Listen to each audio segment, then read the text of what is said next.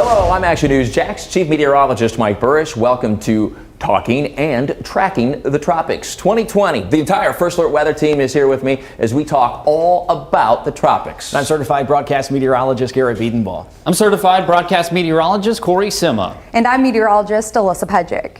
We have lots to cover, you guys, so let's get right to it. We, of course, did have an early season storm this year in the middle of May, Arthur form, so we've already got the A name out of the way early in the season. As we track coming up during the next half hour or so, we'll cover the seasonal forecast and the longer range forecast from the National Hurricane Center that will be issued beginning this season. We'll talk about tropical storm formation.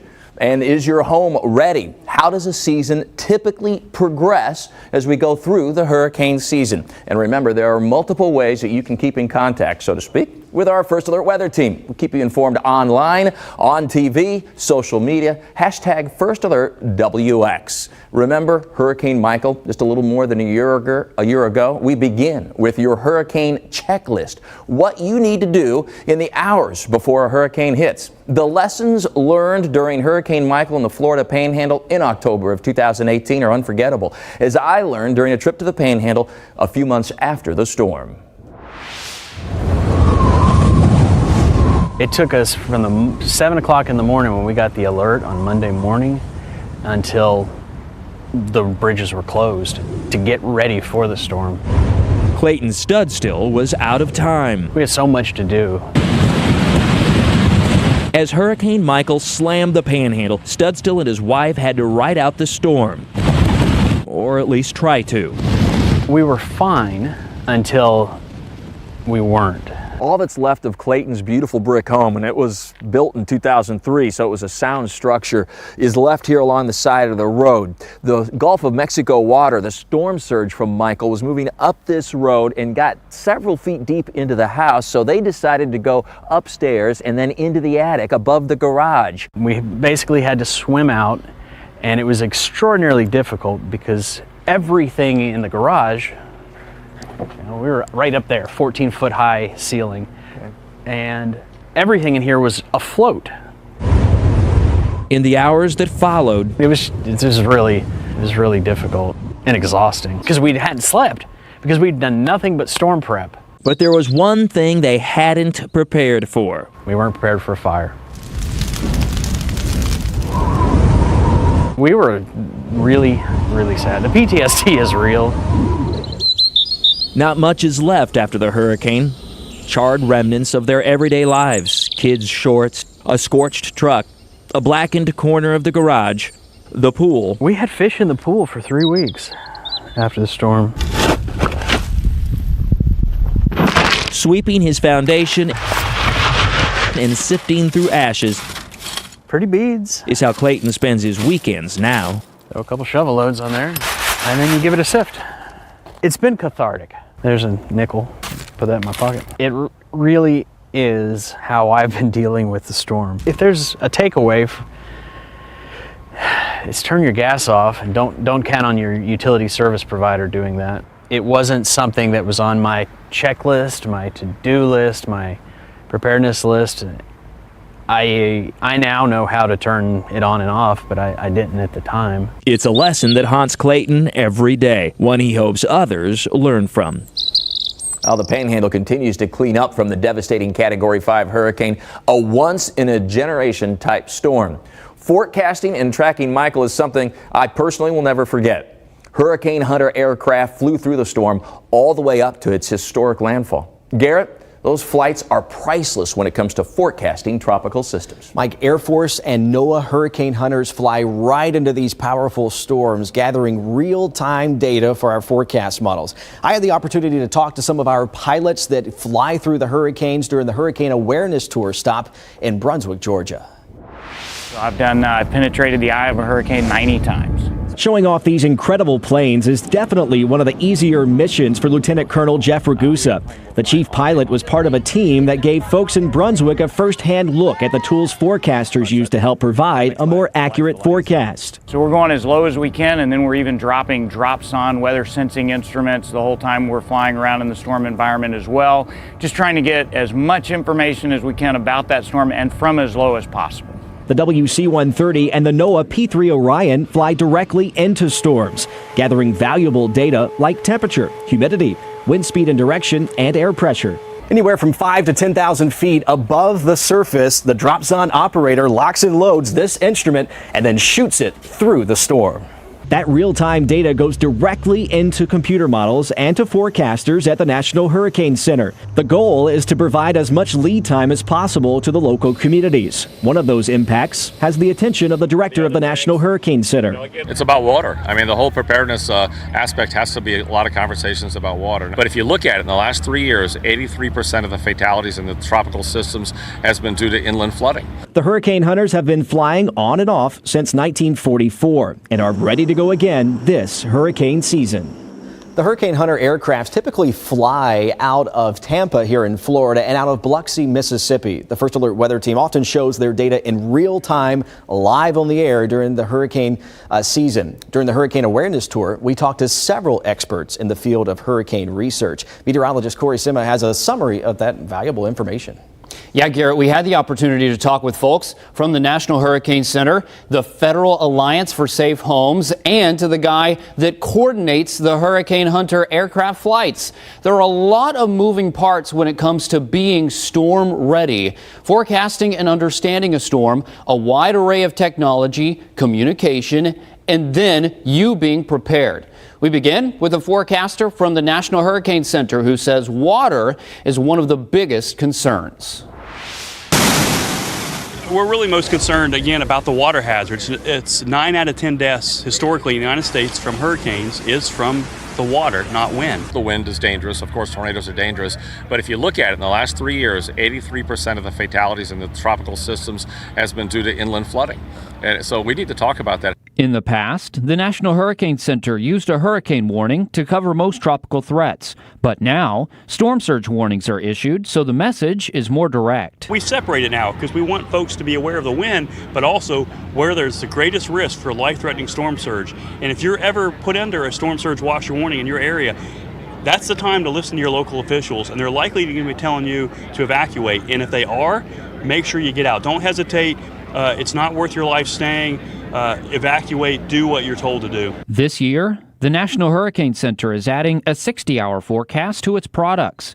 NHC wants to make sure the message gets out in a clear way. But the other part is the messaging. We're going to apply a lot of social science to look at everything that we do to make sure it's very well understood and actionable. In the air, hurricane hunters provide vital information about tropical systems while performing a tough job. Recon Coordinator Warren Madden says that even though we have satellites, we still need hurricane hunters. Satellite pictures like an x-ray. You know, you go to the doctor, does a chest x-ray, that's good information, and hopefully this never happens, but the doctor might look at the picture and say, that spot looks a little strange to me. I want to know more about that. I need to do a biopsy. Nathan Kahn with NOAA Corps flew Hurricane Matthew in 2016. Imagine what a car feels like when you drive on ice or like water when you hydroplane, and you turn the wheel and nothing happens for a second and then it catches. Imagine that in 3 dimensions in an airplane in a hurricane. That's what we were doing. As good as the science, technology, and warnings have become, preparation is still one of the keys before hurricane season, so you're ready if it's time to act. And once you are ready, maybe you can help someone else along the way. Maybe it's just your neighbor who's elderly and making sure she has the phone numbers written down that she might have to call someone out of state to say, I need to come to you. Or maybe you need to clean up the yard. Or you could go down and see the Red Cross or Salvation Army and get trained to volunteer. So as you can see, there are a lot of moving parts when it comes to forecasting hurricanes, a lot of different people and a lot of different organizations. All that work has allowed for more accurate forecasts. And to that end, the National Hurricane Center will be expanding their forecast this season. Alyssa, longer range forecasts on the horizon. That's right, Corey. This year, the National Hurricane Center will issue more precise forecasts up to 60 hours, including forecast wind field of the hurricane. And you can see that information on this example right there, that red circle, that's showing the 60-hour mark that has now been included. Also, something that will be included is storm surge forecasts and wind speed probabilities. You can always find this information on the web as well as on actionnewsjax.com and our First Alert Weather mobile app whenever there are active storms. And something else we're often asked is, how does a hurricane form?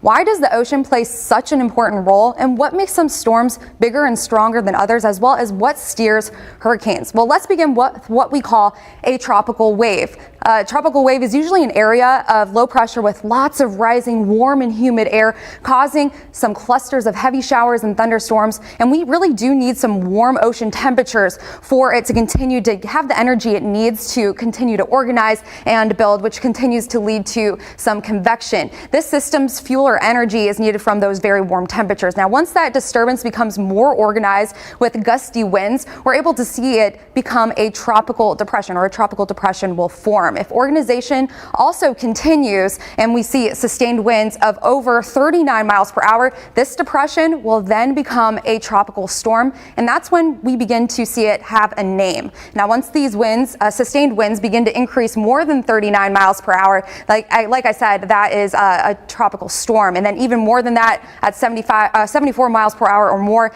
then it is a hurricane. You can see that circulation with its winds 39 to 73 miles per hour. You will often hear us also talking about a Bermuda high. That's what's going to help us be able to forecast for the location that this system will continue to track. Now, if this Bermuda high is stronger, then you'll be able to see that this system is going to continue to track farther west. But as that Bermuda high begins to move more so into the open Atlantic, you can see that clockwise flow. It will gradually begin to weaken, allowing for that system, such as a hurricane, to begin to steer to the north or northeastward due to that weaker high. Eventually, that high will lose its influence, allowing for that hurricane to rather turn more northeastward. So that's something that we really pay attention to, especially as we enter on into the hurricane season. And that really is the million-dollar question. Almost always, where is that turn going to be and how sharp of a turn? Mike, you often discuss these factors in your daily blog, Talking the Tropics with Mike. Yeah, Alyssa, updated every single day during the hurricane season, even if I'm not in the office, even if I'm on vacation.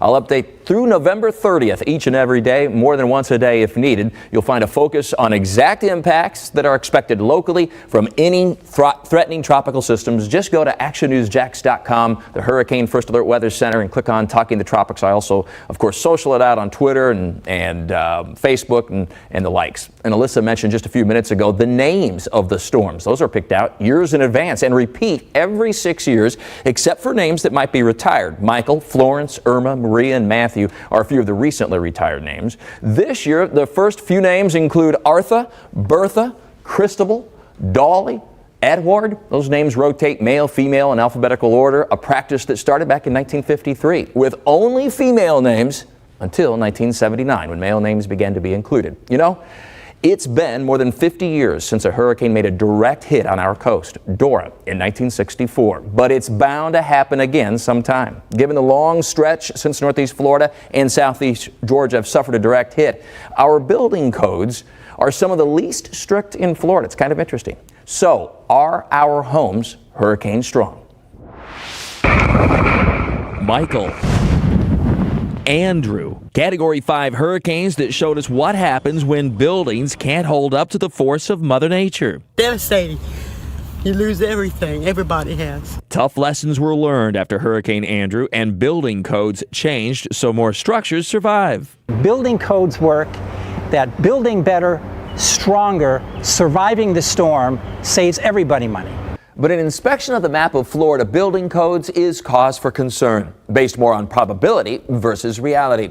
Codes for most of Duval County and much of Northeast Florida are based on peak winds of about 115 to 130 miles per hour, the equivalent of a Category 3 hurricane, versus 170 to 180 mile per hour winds for more hurricane-prone South Florida, and versus 130 to 150 mile per hour winds for parts of the Panhandle.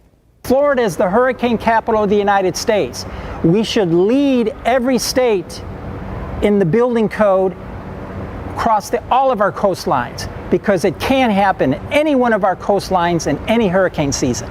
I traveled to Florida International University, where our building codes are put to the test. So when that wind hits this structure, it's as close to Mother Nature as we can create. Just look at what 100-plus mile-per-hour winds did to this model home that's not built to withstand those speeds.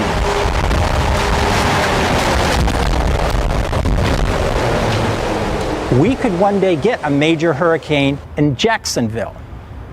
So you have to look at it in that way and adjust the building code accordingly. Is Jacksonville tempting fate by not increasing building standards?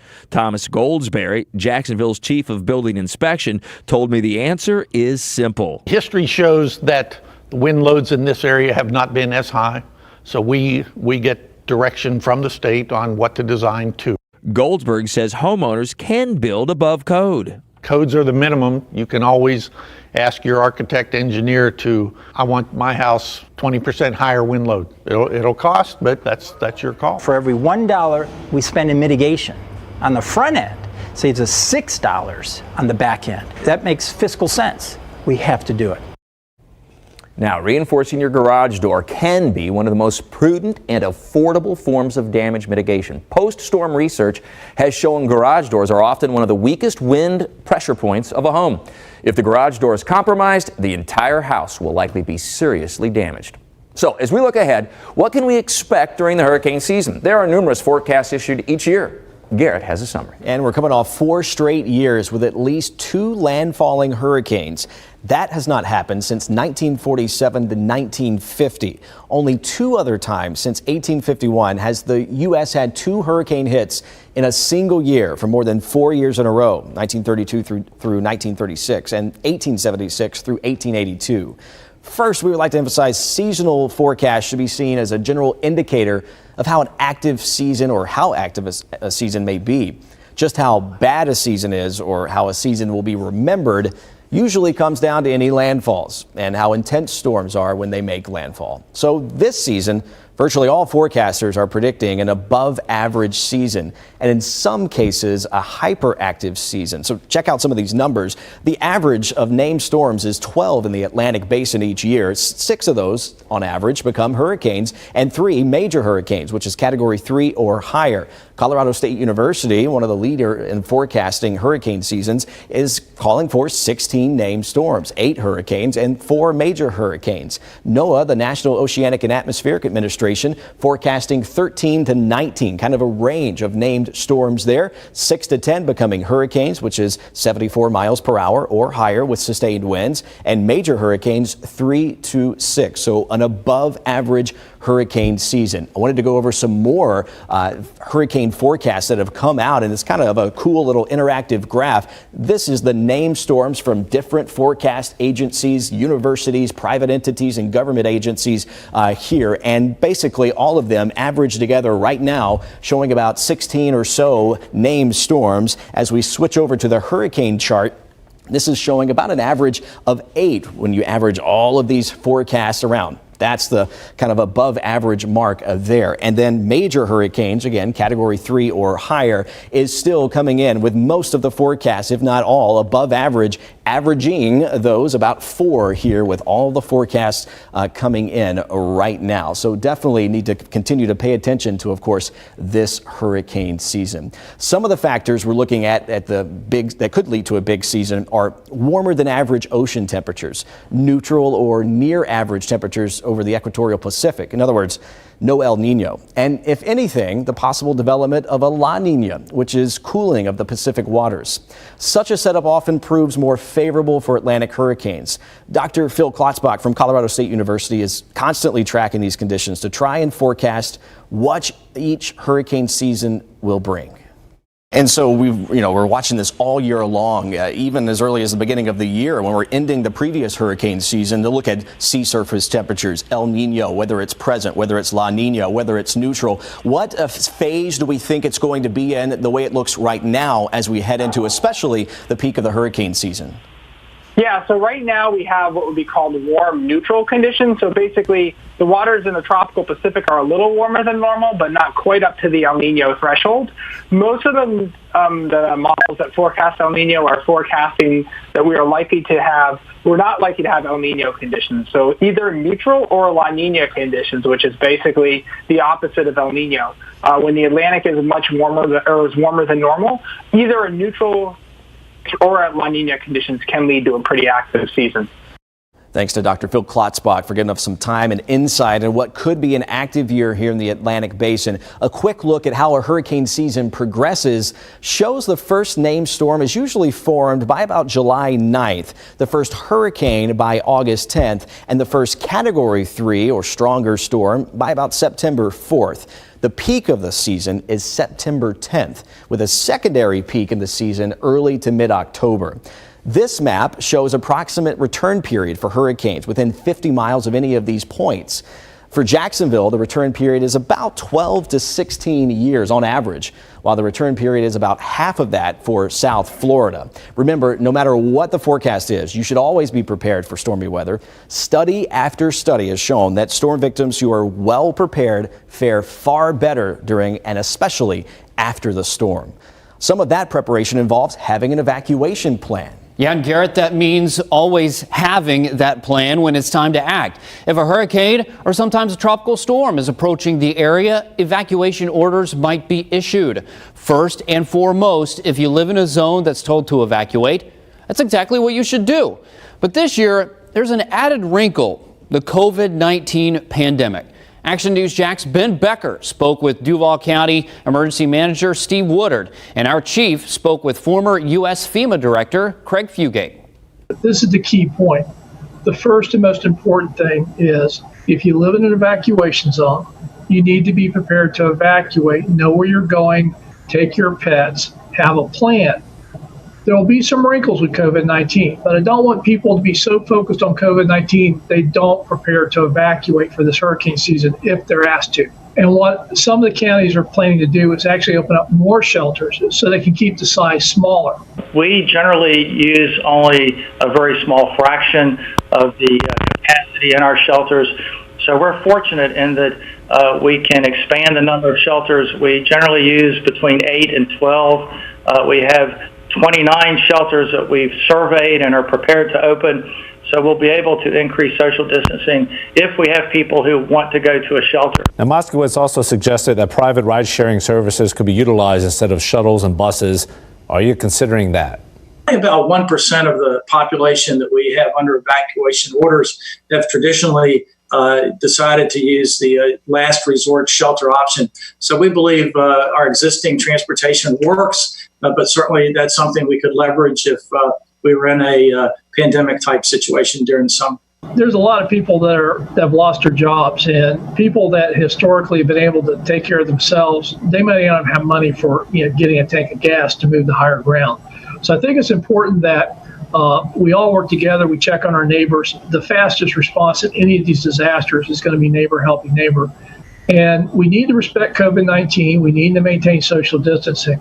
But I don't think we need to abandon each other. We need to be in this together. We need to take care of folks. We need to look out for each other.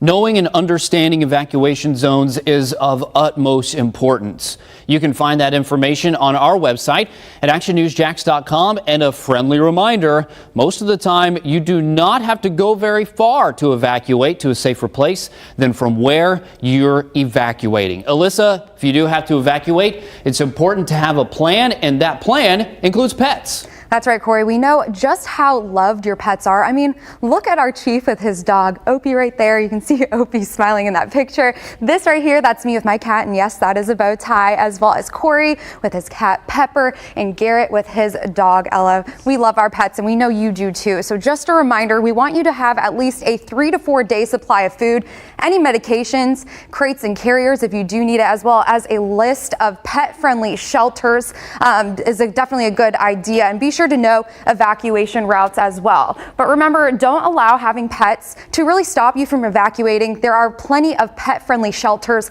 and hotels out there. So a reminder, we have all the tools and information you need to stay up to date and safe during the hurricane season. We're always on and free of charge. The First Alert weather app. You'll receive alerts and watches and warnings as soon as they are issued, and you can track storms right along with the First Alert weather team. And online at actionnewsjax.com. Go to the First Alert Hurricane Center for round-the-clock updates and alerts, maps, interaction radar, and forecasts. And don't forget us on social media, Facebook, Twitter, now Instagram. We're all constantly updating, tracking, and forecasting. And last but not least, Tracking the Tropics with Mike, a blog that I update every single day during hurricane season, examining what's going on in the tropics and any local impacts from tropical systems. You can find the blog on our website and on the First Alert Weather app. We would like to emphasize, Corey, what do we want to emphasize? What do we want to emphasize? Stay informed. There you go. Be prepared. And stay calm. And there's at least one thing I can guarantee, along with these folks, First Alert Weather Team will work tirelessly to keep you up to date. No hype, no exaggerating, nothing fancy really, just exactly what you need to know to prepare, to endure, and to recover, or as I like to say, all the weather, all the time.